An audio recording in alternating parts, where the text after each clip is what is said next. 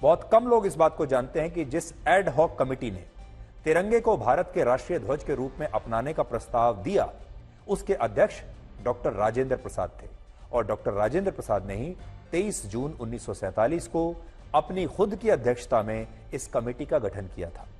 पंडित जवाहरलाल नेहरू इस 10 सदस्यों वाली कमेटी का हिस्सा नहीं थे, लेकिन इसके बावजूद 10 जुलाई 1947 को जब इस कमेटी की पहली बैठक हुई, तब इसमें शामिल होने के लिए उन्हें विशेष रूप से आमंत्रित किया गया था, जबकि वो इस कमेटी में नहीं थे। और इस बैठक में डॉक्टर राजेंद्र प्रसाद ने शुरुआत में ही स्पष्ट कर दिया था कि आजाद भारत का राष्ट्रीय ध्वज वही रहेगा जिसे कांग्रेस पार्टी ने वर्ष 1931 में मान्यता दी थी। यानी उन्होंने कांग्रेस पार्टी के झंडे को ही कुछ मामूली बदलावों के साथ भारत का राष्ट्रीय ध्वज बना दिया था। यह ठीक वैसा ही है जैसे अगर आज की स्थिति में बीजेपी ये कहने लगे कि वो अपनी पार्टी के झंडे को कुछ बदलावों के साथ देश का राष्ट्रीय ध्वज बना रही है। अगर ऐसा हो तो विपक्षी दल सोचिए आज क्या कहेंगे। अगर आज बीजेपी ये कह दे कि हम अपने झंडे को उसमें कुछ और छोटे मोटे बदलाव करके इसे राष्ट्रीय ध्वज बना रहे हैं, तो विपक्षी दल क्या कहेंगे आज आप वो जरा कल्पना करके देखिए।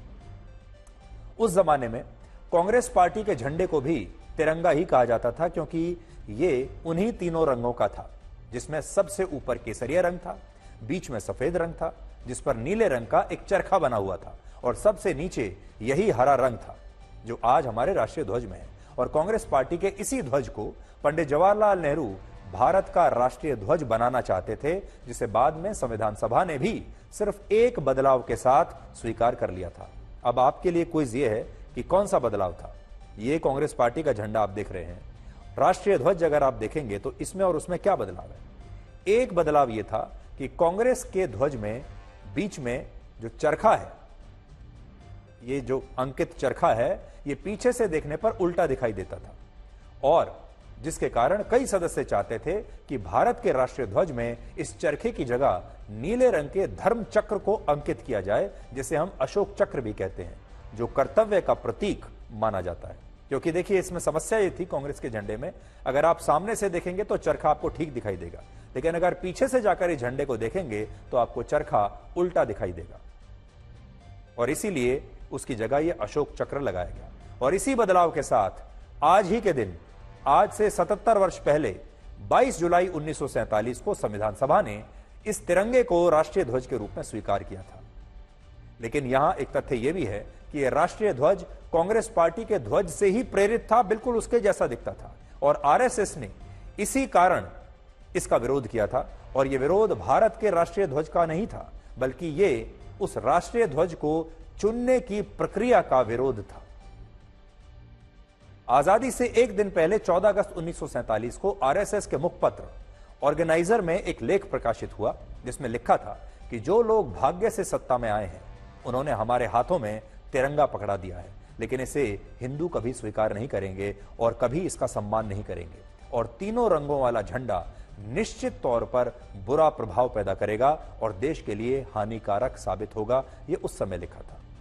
संघ के दूसरे प्रमुख एमएस गोलवलकर ने अपनी एक पुस्तक में लिखा कि कांग्रेस के नेताओं ने हमारे देश के लिए एक ऐसा राष्ट्रीय ध्वज तैयार किया है जो फ्रांस और अमेरिका जैसे देशों के राष्ट्रीय ध्वज से प्रेरित है, और इसमें केसरिया रंग हिंदुओं के लिए है, हरा रंग मुसलमानों के लिए है और सफेद रंग बाकी के धर्मों के लिए है।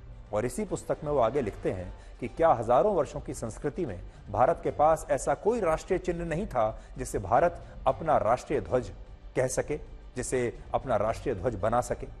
लेकिन कांग्रेस के नेताओं ने ऐसा नहीं किया, और उन्होंने अपनी ही पार्टी के एक ऐसे ध्वज को भारत का राष्ट्रीय ध्वज बना दिया जिसमें तीनों रंग अलग अलग धर्मों के लिए हैं। और यह बात सही भी है। जो तिरंगा देश की आन बान शान का प्रतीक है, उस तिरंगे का मूल डिजाइन असल में पिंगली वेंकैया ने तैयार किया था। इसके लिए उन्होंने वर्ष 1916 से 1921 तक 30 से ज्यादा देशों के राष्ट्रीय झंडों के डिजाइन का अध्ययन किया, और वर्ष 1921 में विजयवाड़ा में हुए कांग्रेस पार्टी के अधिवेशन में उन्होंने महात्मा गांधी को लाल और हरे रंग के झंडे का डिजाइन दिखाया, जिसमें लाल रंग हिंदू और हरा रंग मुस्लिम समुदाय का प्रतिनिधित्व करता था। और उस समय गांधी जी के सुझाव पर उन्होंने शांति के प्रतीक सफेद रंग को इस ध्वज के बीच में शामिल किया, और इसमें चरखे को भी उन्होंने जोड़ दिया। क्योंकि गांधी जी का कहना था कि चरखा भारत के लोगों को आत्मनिर्भर बनने की प्रेरणा देगा, ये आत्मनिर्भरता का एक प्रतीक बनेगा। और बाद में जब वर्ष 1931 में कांग्रेस पार्टी ने इस ध्वज को मान्यता दी तो उसने इसमें एक संशोधन करके लाल रंग को केसरिया रंग से बदल दिया। और बाद में कांग्रेस पार्टी के इसी ध्वज को पंडित जवाहरलाल नेहरू ने कुछ और बदलावों के साथ भारत का राष्ट्रीय ध्वज बना दिया।